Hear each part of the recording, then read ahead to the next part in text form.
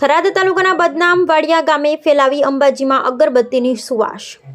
એક સમય દેહ વિક્રયના વેપારને લઈ રાજ્યભરમાં બદનામ થયેલ બનાસકાંઠા જિલ્લાના વાડિયા ગામે વહીવટી તંત્રની મદદથી એક નવી શરૂઆત કરી છે। સરકાર અને વહીવટી તંત્રની મદદથી આ ગામની મહિલાઓનું સખી મંડળ બનાવી અગરબત્તીના ઉત્પાદન તરફ વળી છે અને આજે આ ગામની મહિલાઓ દ્વારા તૈયાર કરવામાં આવેલ અગરબત્તીઓ પ્રથમ વિશ્વ પ્રસિદ્ધ યાત્રાધામ અંબાજીમાં મા અંબાના ચરણોમાં અર્પણ કરવામાં આવી છે। બનાસકાંઠા જિલ્લાના થરાદ તાલુકાનું વડિયા ગામ તેની પરંપરાગત ઓળખ મિટાવી સમાજની મુખ્યધારામાં મક્કમતાથી આગળ વધી પોતાની નવી આગવી ઓળખ ઊભી કરવા તરફ આગળ વધી રહ્યું છે।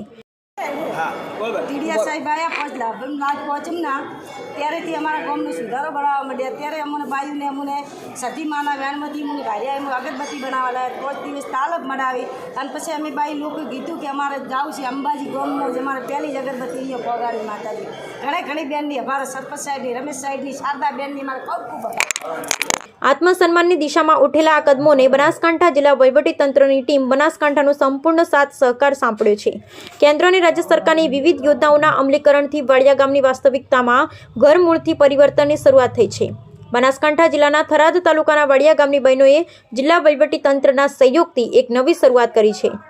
મારા ગ્રુપનું નામ માજીસા છે અને અમારા કાજલબેન અમારા ટીડીબેન અમારા ગામમાં આવ્યા હતા।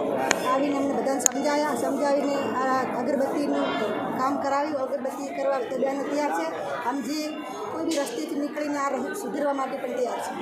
હવેથી આવા કોઈ ખોટા ધંધા નહીં કરે અને આ સારો માર્ગ પકડાવે છે એ પકડીશું। હા બેન, ધંધો સાહેબ રોટી રોજી મળી રહેશે તો કોઈ કરવા તૈયાર નહીં।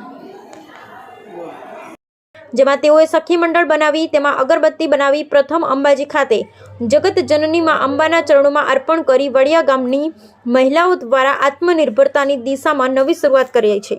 જિલ્લા કલેક્ટર અને શ્રી આરાસુરી અંબાજી દેવસ્થાન ટ્રસ્ટના ચેરમેન વરુણકુમાર બરણવાલ દ્વારા વડિયા ગામની બહેનો દ્વારા બનેલ અગરબત્તીના ઉત્પાદનને મંદિર ટ્રસ્ટ અંબાજી દ્વારા નિયમિતપણે વેચાતી લેવાની ખાતરી આપવામાં આવતા મહિલાઓમાં ખુશી અને આત્મસન્માનની નવી લહેર જોવા મળી છે।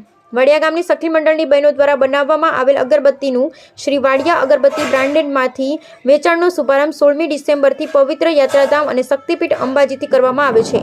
વડિયા ગામની બહેનો દ્વારા બનાવેલ અગરબત્તી સૌપ્રથમ જગત જનનીમાં અંબાના ચરણે અર્પણ કરી ગામની બહેનોએ આત્મનિર્ભર બનવાની દિશામાં એક નવી શરૂઆત કરી છે। વપોતાના બદનામ ઇતિહાસને લઈ જાણીતા બનાસકાંઠા જિલ્લાના વડિયા ગામે નવી દિશામાં પગ માંડી આમૂલ પરિવર્તન લાવી બતાવ્યું છે અને તેમાં પણ આ ગામની મહિલાઓ પગભર બનાવવા માટે સરકાર દ્વારા જે પ્રયાસો કરવામાં આવી રહ્યા છે અને તેમાં સરકારને પણ સફળતા મળી છે। તે આ મહિલા દ્વારા તૈયાર કરવામાં આવી રહેલ અગરબત્તી અંબાજી મંદિર દ્વારા ખરીદવાની ખાતરી આપવામાં આવતા આ મહિલાઓ પણ સરકારનો આભાર વ્યક્ત કરી રહી છે। સરકાર દ્વારા ગરીબ અને પછાત વર્ગના લોકોના ઉત્કર્ષ માટે ખૂબ જ સુંદર પ્રયાસો કરવામાં આવી રહ્યા છે।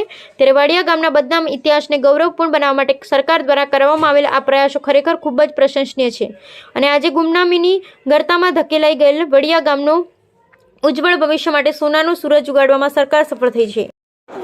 બનાસકાંઠા જિલ્લાના થરાદ તાલુકાનું જે વાડિયા ગામ છે જે પોતાના ત્યાંના વ્યવસાયો વગેરે કારણે કલંકિત છે, એમાં અગાઉ પણ ખૂબ સામાજિક સંસ્થાઓ દ્વારા પ્રયાસો કરવામાં આવ્યા છે, પરંતુ અત્યારે મેં થરાદ ટીડીઓ તરીકે ચાર્જ સંભાળ્યા પછી ત્યાંના જે બહેનો હતા એમને સમજૂત કરી અને ત્યાં સખી મંડળો અમે 8 બનાવ્યા છે અને એ સખી મંડળની બહેનોને અમે અત્યારે અગરબત્તી બનાવવાની તાલીમ અમે આરસીટીના માધ્યમથી આપીએ છીએ અને આ આરસીટીના માધ્યમથી તાલીમ આપ્યા બાદ બહેનો જે અગરબત્તી બનાવી છે એ અમે આજરોજ બહેનોની સાથે અહીંયા આવી અને મા અંબેના ચરણે સમર્પિત કરવા આવ્યા છે અને બહેનોએ આજરોજ અહીંયા મા અંબેના ચરણે સંકલ્પ લીધો છે કે પોતે પણ ખોટા માર્ગેથી અલગ બદલાઈને સાચા માર્ગે વળશે અને તેઓ પોતે પણ પોતાના ગામની બહેન દીકરીઓને સારા માર્ગે વાળવા માટે પ્રયત્ન કરશે।